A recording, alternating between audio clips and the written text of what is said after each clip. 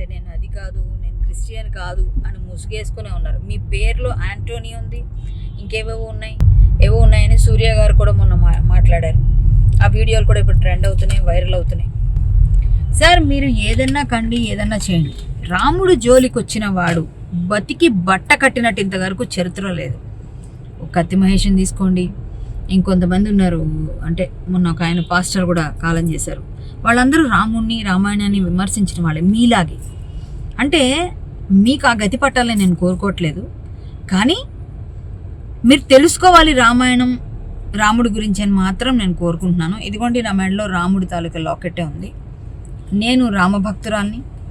నాలాంటి రామభక్తులు ఎందరో బాధపడుతూ మీ మీద ఇప్పుడు కేసులు వేస్తున్నారు. మేబీ నేను కూడా వేస్తాను. సో అందరూ కూడా మీ గురించి చాలా గట్టిగా మాట్లాడుతున్నారు. రామభక్తులు అందరూ కూడా, అంటే చాలా చెప్పకూడదు అనకూడదు, కానీ పోయే కాలం వచ్చిందా, ఇలాంటివన్నీ చేస్తున్నాడు, ఇలాంటి మనిషి ఏంటి, ఇప్పుడు ఇతనికి బుద్ధి రాదా, మనిషి పెరిగితే కాదు ఎద్దులా పెరిగిపోయాడు, కనీసం బుద్ధి లేదా అన్నట్టుగా అందరూ మిమ్మల్ని తిడుతూ ట్రోలింగ్ చేస్తుంటే చూసి పోస్టులన్నీ కూడా నాకే బాధగా ఉంది. ఎందుకంటే నేను కూడా మీ ఇండస్ట్రీకి సంబంధించిందని మీరు నాకు తెలుసు పర్సనల్గా. మనం మా అసోసియేషన్ ఎలక్షన్స్లో కలిసి పార్టిసిపేట్ చేసాం. సార్, రామాయణాన్ని, రాముణ్ణి తప్ప ఆడిపోసుకొని ఇవన్నీ మాట్లాడి హిందువుల్ని ఏదోటి అంటే తప్ప మీకు పూట గడవదా? లేకపోతే మీకు ఏం పని పాట లేదా? ఏదైనా సరే నేను సెన్సేషన్ అవ్వాలని చెప్పేసి మాట్లాడుతూ ఉంటారా? దీనికి మీరు మూల్యం చెల్లించక తప్పదు. ఎవరు వదిలినా నేనైతే వదలను. రామభక్తులు ఇంకా చాలా గట్టిగా ఉన్నారు. మీరు ఎక్కడైతే చాలా తప్పులు చేశారు చెన్నైలో, ఎవరెవరో ప్రొడ్యూసర్స్ దగ్గర ఏవో చాలామంది చాలా కథలుగా చెప్తున్నారు, జోబుల్లోంచి ఏవో కొట్టేసి పారిపోయి వెళ్ళారు, చాలా చాలా చేశారు మీరు అని. అవన్నీ నేను ఫ్యూచర్లో అన్నీ తెలుసుకున్నాక మాట్లాడతా, తెలియనప్పుడు ఎందుకు. ఇప్పుడు మనం దాని గురించి పక్కన పెడదాం ఒక నిమిషం. మీ గురించి హిస్టరీ చాలా పెద్దగా చెప్తున్నారు, చెన్నైలో మీ హిస్టరీ, మీరు సీరియల్ యాక్టర్గా ఉన్నప్పటి నుంచి. అవన్నీ మేము మాట్లాడలేదు. మీరు రామాయణం గురించి వచ్చారు కాబట్టి మేము మీ గురించి ఎంక్వైరీ మొదలు పెట్టాం. ఖచ్చితంగా మీ తవ్వుతాం. ఇప్పటి వరకు ఉన్నది కాకుండా ఏమేమి చేశారు, ఎలా ఉంది మీ లైఫ్ కూడా మేము చాలా మాకు అందరికీ తెలుసు. అవన్నీ మాకు అనవసరం. కానీ రాముడి విషయంలో, సీతమ్మ విషయంలో, రామాయణం విషయంలో మీరు చేసిన వ్యాఖ్యల్ని వెనక్కి తీసుకొని క్షమార్పణ చెప్పండి రామభక్తులందరికీ. లేకపోతే మాత్రం ఖబర్దార్ అంటాం. ఖచ్చితంగా మేము చేయాల్సింది చేసి రైట్, అది ఖచ్చితంగా మేము చేయాల్సిందే చేస్తాం అంటున్నారు ఇటు కరేటే కళ్యాణి. అండ్ ఇప్పటికే గతంలో కూడా మనం చూసాం, ఇన్ఫ్యాక్ట్ అవినాష్కి సంబంధించి నాన్ వెస్ట్ అన్వేష్ విషయంలో కృష్ణకాంత్ అండ్ అలాగే కరేటే కళ్యాణి వాయిస్ని చాలా గట్టిగా వినిపించే ప్రయత్నం చేశారు, లీగల్గా కూడా వెళ్ళే ప్రయత్నం జరిగింది. బట్ ఆ లీగల్ పాయింట్కి వచ్చే ప్రయత్నం చేస్తాను. వెంకటేశ్వరరాజు గారు ఆయన ఒక మాట అన్నారు, ఇది కేరళలో కేరళ ప్రజలకు తగినట్టుగా ఉంటాం, బీఫ్ తింటామంటే తింటాం, బీఫ్ ఫెస్ట్ చేసుకుంటామని ఆ భావం వచ్చేలా అర్థం వచ్చేలా ఆయన మాట్లాడుకొచ్చారు. అండ్ ఈ అంశం గురించి అక్కడ ప్రస్తావిస్తున్న క్రమం ఈ రాముడు లేకపోతే రావణుడు శూర్పణఖ ఎపిసోడ్లో మొత్తం ఎపిసోడ్ చూసిన క్రమంలో అండ్ ఈ పాయింట్ ఆఫ్ టైంలో ఏమనిపించింది విహెచ్పికి సంబంధించి? మనందరికీ తెలుసు, ఇదివరకు ఉస్మానియా యూనివర్సిటీలో కూడా బీఫ్ ఫెస్టివల్ పెడతామని చెప్పేసి పెద్ద చేశారు. దాని తర్వాత చదువుకునేటువంటి ఆలయం, అది విద్యాలయం అంటాం, విశ్వవిద్యాలయం, ఆలయంలో చేస్తున్నటువంటి విషయం వాళ్ళను బీఫ్ తింటా అంటావు, ఇంకోటి తింటా అంటారు, ఇంకోటి పాములను తింటా అంటారు, రకరకాల మనుషులు ఉంటారు, రకరకాల అది ఉంటాయి. అసలు అక్కడికి వచ్చింది చదువుకోవడానికా లేకపోతే ఇంకా వేరే దానికా అని చెప్పేసి మనం అందరం అడిగిన సందర్భాలు ఉన్నాయి, దాన్ని ఎదిరించినటువంటి సందర్భాలు ఉన్నాయి. ఇప్పుడు వీళ్ళు ప్రస్తుతం పరిస్థితి ఏంటంటే బీఫ్ అనేటువంటి దీంట్లో కూడా ఇంకా డెప్త్గా ఒకసారి వెళితే ఇంకొక విషయం వచ్చింది. ఇందులో బీఫ్లో ఆవు మాంసం కలిపిందా లేదా అనేటువంటిది కూడా ఒకటి వచ్చేసింది దీంట్లో. అంటే బీఫ్ అనేటువంటిది ఏదైతే ఉందో అది ఎక్స్పోర్ట్ చేస్తున్నారు, తర్వాత ఇప్పుడు అందరూ కొంతమంది తింటున్నారు కూడా. దాని విషయంలో మనం కాంట్రవర్సీ లేదు. ఎప్పుడైతే ఆవు అనేటువంటి దానికి వచ్చేసిందో, ఆవు మాంసం ఏదైతే వచ్చిందో దానికి మనం బ్రేక్ వేస్తున్నాం, నో క్వశ్చన్. ఇది ఎక్కడైనా సరే మనం ఒక గావో విశ్వస్య మాత్రం, గోవును మనం మాతగా చూస్తున్నాం, ఒక తల్లిగా చూస్తున్నాం, ఒక బ్రహ్మాండమైనటువంటి కొలుస్తూ ఉన్నాం, మనం దాన్ని ఆరాధిస్తున్నాం. అటువంటి దాని యొక్క మాంసాన్ని తినకూడదు అనేటువంటి భావన హిందువులలో ఉంది. అటువంటి దాన్ని కనుక మీరు అందులో చేరిస్తే బాగుండదు అనేటువంటిది మనం మొదటి నుంచి చెప్తున్నాం. అనేకమైనటువంటి కేసులు కూడా అయినాయి వాటి మీద. దాని తర్వాత బీఫ్ అనేటువంటి దాంట్లో ఆవు మాంసం కలపకూడదు అనేటువంటిది ఒకటి వచ్చింది. అయితే ఇప్పుడు ఆయన విషయంలో దీని విషయంలో మాట్లాడుతూ అసలు బీఫ్కు తర్వాత రామాయణానికి ఏమైనా సంబంధం ఉందా? ఒక విషయం మనం ఎందుకు తీసుకొచ్చారు మరి ఆ పాయింట్ ఆఫ్ అదే కదా ఇప్పుడు ఏంటంటే ఏదో ఒకటి కాంట్రవర్సీ చేయాలి. తర్వాత ఒకటి ఇంతకుముందు కూడా ఆయన ఇంతకుముందు బీఫ్ విషయంలో కూడా ఇదే విషయంలో మాట్లాడాడు. ఇది ఉస్మాన్ యూనివర్సిటీ దాని విషయంలో కూడా ఇతను కూడా మాట్లాడాడు. అంటే నేను ఒక విషయం చెప్పేది ఏంటంటే చాలా చీప్ ట్రిక్స్ వాడుతున్నారు వాళ్ళు. ఒకటి నెంబర్ 1. నెంబర్ 2 ఏంటంటే ప్రకాష్ రాజ్ అనేటువంటి వాడు ఈ కమల్ హాసన్ కూడా ఇంతకుముందు మాట్లాడాడు. ఇప్పుడు తగ్గింది. ఎవరైతే ఆయన దాని యొక్క అంటే హిందువుల యొక్క తాకిడి ఏదైతే ఉందో అది ఆయనకు తగిలింది కాబట్టి ఇప్పుడు తగ్గింది. ఈయనకు కూడా తగలాల్సినటువంటి అవసరం ఉంది. ఇక ఇటువంటి మాటలు మాట్లాడకుండా ఇక ముందు చేయకుండా దాదాపుగా ప్రతి స్టేట్లో ఇవాళ కేరళ నుంచి మొదలు పెడితే తమిళనాడు, కర్ణాటక, ఆంధ్రప్రదేశ్, తెలంగాణ వీటన్నిట్లలో కొన్ని వేల కేసులు అవుతాయి ఇవాళ. నో క్వశ్చన్ అది. అప్పుడు కానీ తెలుస్తుంది ఆయనకు ఏంటి అనేటువంటిది, మన హిందువుల యొక్క యూనిటీ ఏంటి, హిందువుల యొక్క పరిస్థితి ఏంది, ఈ బీఫ్ ఎందుకు వచ్చింది, రామాయణం ఎందుకు వచ్చింది. రామాయణం తెలియదు, భారతం తెలియదు, భాగవతం తెలియదు, ఇతిహాసాలు తెలియవు, దాంట్లో ఏమి ఉన్నటువంటివి తెలియదు, దాన్ని ఎన్ని అంశాలు ఎన్ని ఉన్నాయనేటువంటి తెలియదు. కంటిన్యూ చేస్తున్నాను. మీకు కృష్ణకాంత్ గారు ఒక పాయింట్ వచ్చింది, నేరుగా బీజేపీని టార్గెట్ చేసిన అంశం. దాంట్లో అయితే మొహమాట ఎక్కడ కనిపించట్లేదు. మీరు బలవంతంగా హిందీ ఇంపోజ్ చేస్తున్నారు, మీరు ఎందుకు ఇంపోజ్ చేస్తారు, మీరు ఇక్కడికి వచ్చి మలయాళం నేర్చుకోండి అని చెప్పి ఒక నార్త్ అంశమో లేకపోతే హిందీ అనే అంశమో తీసుకొచ్చి సౌత్కి కనెక్ట్ చేస్తూ ఇక్కడ జనరల్ మేనేజర్లా నువ్వు ఇది చెయ్యి అంటే కాదు, ఇక్కడికి వచ్చి నేర్చుకో అని చెప్తున్న సందర్భం. ఆ కాంటెక్స్లో వచ్చినప్పుడు ఎస్ ఇక్కడ బీఫ్ తింటాం, బీఫ్ ఫెస్ట్ చేసుకుంటాం అనే భావం వచ్చారని మాట్లాడుకొచ్చారు. సో నేరుగా బీజేపీని టార్గెట్ చేసినట్టుగా ఇది సార్. ఇప్పుడు ఒకటేంటంటే అది ఫస్ట్ నుంచి అది అందరికీ లోక విదితమే. అది ఆయన బీజేపీకి అగేన్స్ట్గా ఉంటారు. సార్ నేను ఒకటి చెప్తాను, అది నేను క్లారిఫై చేస్తాను. ఫస్ట్ ఆఫ్ ఆల్ ఈయన గురించి ఒకసారి చెప్తాను. ఇప్పుడు ప్రకాష్ రాజ్ గారు మీరు చూస్తే ఇది కాంటెక్స్ట్, ఇది కేరళ లిటరేచర్ ఫెస్టివల్ అనేది ఇప్పుడు అక్కడున్న ప్రభుత్వం లెఫ్ట్ డెమోక్రటిక్ ఫ్రంట్ LDF గౌరవనీయ పినరయి విజయన్ గారు అక్కడ సీఎం, అది ఒక కమ్యూనిస్ట్ పార్టీ అందరికీ తెలుసు. సో వాళ్ళు పెట్టిన అదొక ఫెస్టివల్, అది కేరళ లిటరేచర్ ఫెస్టివల్ వాళ్ళ ఆధ్వర్యంలో జరిగింది అది.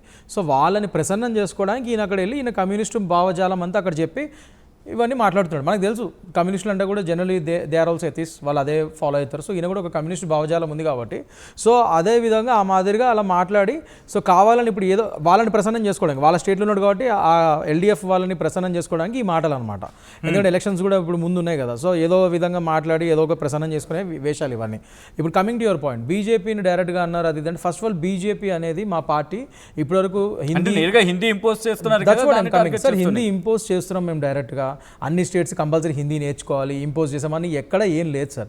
ఇప్పుడు యోగి ఆదిత్యనాథ్ గారు యూపీలో along with Hindi which is అక్కడ లోకల్ లాంగ్వేజ్ హిందీతో పాటు మిగతా regional language Telugu, south Indian language అన్ని తెలుగు, కన్నడ, తమిళ్ ఇవన్నిటిని కూడా మలయాళం అన్నింటినీ కూడా అక్కడ రీజనల్ లాంగ్వేజ్ కింద పెట్టండి, అక్కడ స్కూల్స్లో నేర్పియండి అని చెప్పి అక్కడ ఇంప్లిమెంట్ చేస్తున్నాం. మరి అయితే మరి వాళ్ళ రివర్స్లో మరి మన లాంగ్వేజ్ వాళ్ళ మీద ఎందుకు ఇంప్లిమెంట్ చేస్తున్నారని మాట్లాడతారా సార్? హిందీ అనేది just normal, it's just like అన్ని రీజనల్ లాంగ్వేజ్ లాగా అదొక రీజనల్ లాంగ్వేజ్, అందరు నేర్చుకోవడానికి తప్పులేదు. ఇప్పుడు నాకు హిందీ వచ్చు బాగా, అయితే ఇప్పుడు దాని తప్పేముంది, మీకు హిందీ రాదు, that's okay. Try to speak in common dialect చేస్తున్నారు. ఎక్కడ చేయట్లేదు. ఆ పాయింట్ ఆఫ్ వచ్చినప్పుడే మీరు బలవంతం ఇక్కడికి వచ్చి మీరు మలయాళం నేర్చుకోండి, హిందీ ఇంపోజ్ చేయొద్దు. నేర్చుకుంటారు కదా ఆ కాంటెక్స్ట్ వచ్చినప్పుడు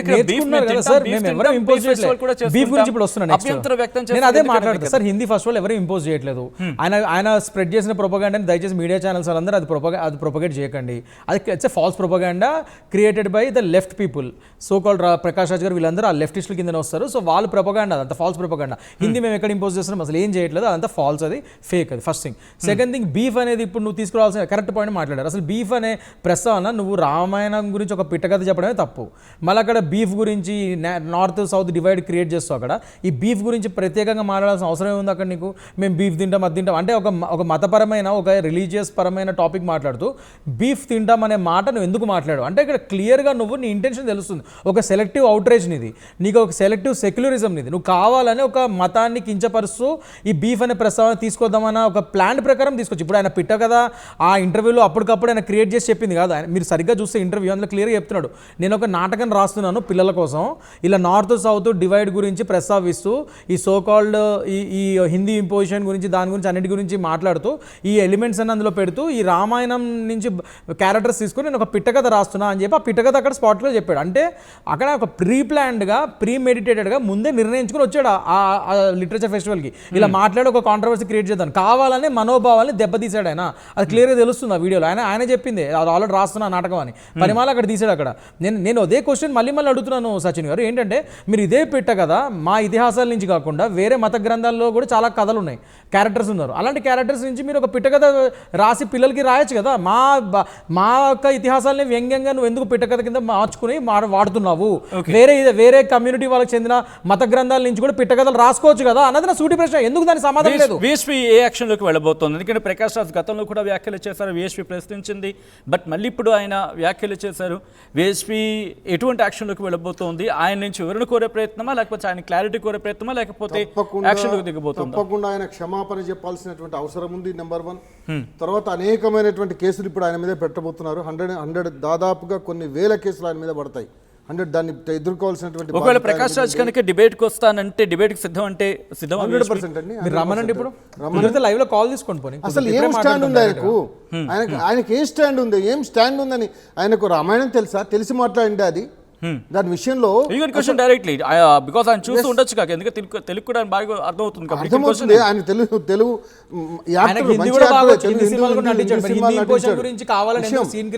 అట్లని కాదండి. ఇవాళ హిందీ అంటే మొత్తం ఇండియా మొత్తం మాట్లాడుతున్నారు. మీరు మీ మీద ఇంపోజ్ చేసింది ఏం కాదు అది. తెలుగు మాట్లాడుతున్నాం మనం, హిందీ కూడా బ్రహ్మాండంగా మాట్లాడతాం మనం. దాని మీద హేట్ మనం ఏం లేదు, విషయం చెప్తున్నాను. ఏ భాష మీద మనకి హేట్ లేదు. దేశానికి సంబంధించిన అనేకమైనటువంటి భాషలు ఉన్నాయి, రీజనల్ లాంగ్వేజ్ ఉన్నాయి. అన్నిటిని కూడా సమానంగా చూస్తున్నాం మనం, దాన్ని కూడా సమానంగా చూస్తాం. వాళ్ళు ఇతర భాషలను సమానంగా చూడడం లేదు. ప్రకాష్ రాజ్ చేసిన స్టేట్మెంట్స్ ని VSP ఎలా ముందుకు తీసుకువెళ్తుంది? లీగల్ గా వెళ్ళే ప్రయత్నమా, లేకపోతే ఆయనతో మాట్లాడే ప్రయత్నం ఆయనను మాట్లాడడానికి ఆయన లైన్లోకి రావడం లేదు. VHP అనగానే ఆయన లైన్లోకి రావడం లేదు, నెంబర్ 1. నెంబర్ 2, అనేకమైనటువంటి కేసులు ఇప్పుడు ఇవ్వడం జరుగుతున్నది. రేపు ఎల్లుండి అనేకమైనటువంటి కేసులు వెళ్తాయి. తర్వాత ఆయన నిజంగా అతనికి గనుక రామాయణం మీద ఏదైనా సరే కొద్దిగైనా సరే ఆధ్యాత్మిక చింతన లేకపోతే ఇంకేదన్నా ఉన్నా దాన్ని తప్పు క్షమించమని కోరుతూ ఆయన క్షమాపణ కోరాల్సినటువంటి అవసరం ఉంది. తప్పకుండా క్షమాపణ చెప్పాలి ఆయన, నెంబర్ 1. నెంబర్ 2, తెలియని యొక్క సబ్జెక్టును ఆయన మాట్లాడడం తప్పు. ఆయనే కాదు, ఎవరైనా సరే ఒక ఆమూలాగ్రంగా తెలియనటువంటి ఏదైనా విషయంను తిరిగి ఆయన ఇదివరకోసారి అదే విధంగా మాట్లాడాడు. అప్పుడు అనేకమైనటువంటి బాధలు ఆయన అది చేశాడు. ఇవాళ నిజంగా చెప్పాలంటే రాముడి యొక్క ఆయనను అస్తిత్వాన్ని ఆయన అధ్యేస్తున్నాడు. వాళ్ళ విషయం ఏంటంటే అసలు అక్కడ ఆయన అడవిలలో ఉన్నప్పుడు పండ్లు లేవు, అక్కడ శూర్పణఖ ఎందుకు వచ్చిందో తెలియదు. తర్వాత అక్కడ రావణాసురుడు లేడు అక్కడ, ఎందుకు వచ్చాడు రావణాసురుడు? ఇవన్నీ ఏంటి? ఆయన కావాలని చేస్తున్నటువంటి ఇదొక ప్రొపగండా ఆయన, ఫ్యాక్ట్ చెప్పాలంటే. కాబట్టి మన ఈ హిందూ సమాజంలో ఉండేటువంటి వాళ్ళందరూ కూడా తిరగబడాల్సినటువంటి అవసరం ఉంది. ఆయనకు బుద్ధి చెప్పాల్సినటువంటి అవసరం ఉంది. ఆయన పైన కేసులు పెట్టాల్సినటువంటి అవసరం ఉంది. ఆల్రెడీ చాలామంది కేసులు పెడుతున్నారు. తప్పకుండా మేము కూడా కేసులు పెడుతున్నాము. మా విశ్వ హిందూ పరిషత్ నుంచి అనేకమైనటువంటి కేసులు ఆయన మీద పడబోతున్నాయి, అది నో క్వశ్చన్. ఓకే, కృష్ణకాంత్ గారికి వెళ్ళే ప్రయత్నం చేస్తాను. కృష్ణకాంత్ గారు, ఇక్కడ ఎటువంటి లీగల్ సెక్షన్స్ పడే అవకాశం కనిపిస్తోంది అండ్ లీగల్ యాక్షన్ ఎటువంటి ఉండే అవకాశం ఉంది? సార్ ఇప్పుడు ఆల్రెడీ ఆయన మీద ఇప్పుడు మన ఢిల్లీకి చెందిన మా ఫ్రెటర్నిటీకి చెందిన అడ్వకేట్ గారే అమిత సచ్దేవా గారు, మహిళా అడ్వకేట్, ఆవిడ ఆల్రెడీ ఆయన మీద క్రిమినల్ కేసు ఫైల్ చేయడం జరిగింది ఢిల్లీ నుంచి. సో క్లియర్గా ఆయన మీద BNS 299 అంటే బ్లాస్ఫమీ, అంటే మతపరమైన విద్వేషాలు రేకెత్తించే ఒక సెక్షన్ అది ఇప్పుడు లేటెస్ట్ భారతీయ న్యాయ సంహితంలో. సో BNS ప్రకారంగా 299 బ్లాస్ఫమీ పడింది. At the same time BNS section 302 అంటే public mischief, creating public mischief అది పెట్టారు. అట్ ద సేమ్ టైం ఎస్ అవన్నీ పెట్టారు. BNS సెక్షన్ 196 చాలా మంది పెడుతున్నారు ఇవాళ. ఎన్మిటీ క్రియేట్ చేసే విధంగా సెక్షన్ 196 అదొకటి పెట్టారు. At the same time BNS section 352, 353 breach of peace, ఇవన్నీ రెడ్ విత్ IT యాక్ట్ కూడా అన్ని క్లియర్గా పెట్టి అండ్ మా ఆంధ్రప్రదేశ్ బీజేపీ నేత మా లీడరే భానుప్రకాష్ రెడ్డి గారు, టీటీడీ బోర్డు మెంబర్ గారు కూడా, ఆయన కూడా 100 crores డిఫమేషన్ సూట్ వేస్తా అని చెప్పి ఆయన అడ్వకేట్ ద్వారా లీగల్ నోటీస్ పంపించారు. So this is what is happening. అది కాకుండా ఇంకా మేము కూడా హిందూ సంఘాలు ఇంకా మిగతా వాళ్ళతో కూడా నేను మాట్లాడుతున్నాను. We will try to file some legal cases on him. డెఫినెట్గా లీగల్ యాక్షన్ అయితే ఉంటుందండి, ఏదైనా కానీ లీగల్గానే చూస్తాము. But what I'm asking is మీ ఛానల్ ద్వారా ఇంకొకటి నేను I'm just requesting mister actor Prakash Raj గారు, ఏంటంటే ఆయన చాలా he's a self declared intellect కదా, చాలా నార్త్ డివైడ్ గురించి బాగా తెలుసు ఆయనకి, హిందీ ఇంపోజిషన్ గురించి సెంట్రల్ అది ఇదని మాట్లాడుతుంటారు కదా. ఐఎమ్ జస్ట్ మీ ద్వారా అడుగుతున్నాను నేను, please ask him to come for an open debate. I'm ready to debate with him on the subject. పిచ్చి పిచ్చిగా ఏదో మాట్లాడతాం కాదు, ఫ్రివలస్ డిబేట్స్ కాదు, సీరియస్గా ఆన్ సబ్జెక్ట్ డిబేట్ చేయడానికి నేను రెడీగా ఉన్నాను. దయచేసి ఆయన కుదిరితే రమ్మని చెప్పండి, అట్లీస్ట్ ఆయన జూమ్లోనే జాయిన్ కమ్మనండి. I'm ready to debate on మన ఎనీ సబ్జెక్ట్. ఆయన చెప్తున్న ఏవైతే ఎలిగేషన్స్ ఉన్నాయో, ఈ లెఫ్టిస్ట్ భావాల్ని ప్రొపగాండా చేస్తూ మా మీద అగెన్స్ట్గా ఏదైతే డిబేట్స్ ఆయన ప్రొపగాండా చేస్తున్నాడో, సో ముఖ్యంగా మన ఇతిహాసాలని వ్యంగ్యంగా పిట్టకథలు చెప్పుకుంటూ ఇవన్నీ చేస్తున్నాడు, డెఫినెట్గా డిబేట్కి నేను రెడీగా ఉన్నాను. మీ ద్వారా నేను I'm requesting Prakash Raj garu to come on a debate to discuss on the subject. If is ready for that, I'm also ready for that. రమ్మనంటే ఓన్లీ సబ్జెక్ట్ మీద డిబేట్ చేద్దాం మనం, ఫేస్ టు ఫేస్. మాట్లాడిన దాని మీదే సబ్జెక్ట్ మీద డిబేట్ చేయొచ్చండి, 100% దాని మీద డిబేట్ చేయొచ్చు. ఆయనకు అవగాహన లేదు, అది అందరికీ తెలిసి వచ్చింది. తర్వాత ఇప్పుడు రమ్మంటే కూడా ఆయన వస్తాడా, ఒకసారి రమ్మనండి, డిబేట్కి రమ్మనండి, ఏం వస్తాడు అని. దానికన్నా ముందు ఇప్పుడు ఆయనకు లీగల్గా చాలా భయంకరమైనటువంటి పరిస్థితులు ఎదుర్కొంటాడు. నో క్వశ్చన్, రాముడి మీద ఆయన ఏదైతే కామెంట్ చేశాడో ఆ రాముడు కూడా ఊరుకోడు.